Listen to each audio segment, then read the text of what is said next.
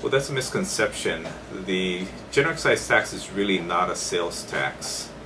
It's a tax that is actually compounded on every single level on goods as well as services. And in fact, there was a study done that would equate the sales tax to about a rate of 11% at the 4% rate, and if it went to 5%, it would be almost equivalent to a 14% sales tax. Okay, how the general excise tax works is like a compounding effect. It's a tax that is taxed at all different levels on goods as well as services. So let's take a grocery store, a typical grocery store, and a loaf of bread. And let's say the loaf of bread was priced at about $3.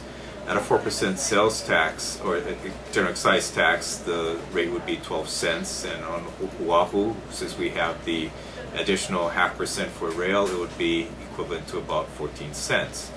Now, what happens is that $3 loaf of bread has to also take into account other goods and services, like, for example, the grocery store needing to pay the accountant, plumber, electrician, anybody that services them, even the cleaners, for example, as well as goods and products that they buy.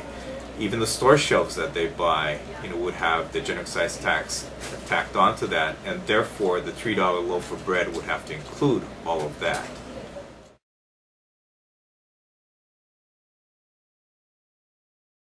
How this is going to impact us in the real estate industry is just that building a home, for example, is going to cost a whole lot more.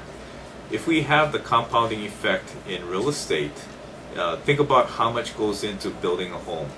We have a lot of components in building a house. You have paint, supplies, plumbing equipment, wiring, plumbing fixtures, all the lighting fixtures, in fact. All those things would just be assessed an extra general excise tax. You have services, from the plumber, the electrician, the carpenters, as well as the attorneys, the surveyors, even the realtors, and all of those would be tacked on to the cost of building a home. So you can see that, when we build a house now, we're talking about the thousands and not just pennies, and that's going to be making housing much more unaffordable, and we just can't have that in a weak economy like we're having right now.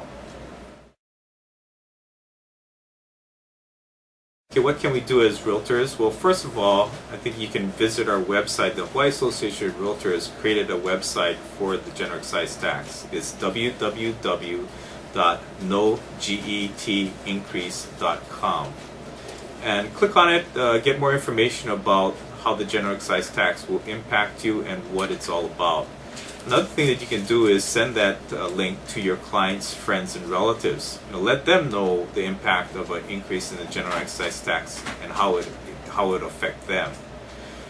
The other thing that you can do is respond to our call to action. When we send out a call to action, it's because of issues like this. And I think we had an impact on the general excise tax being shut down in this past session, because we had over 1,100 responses, and I think that was impactful to the legislators when they received responses from us.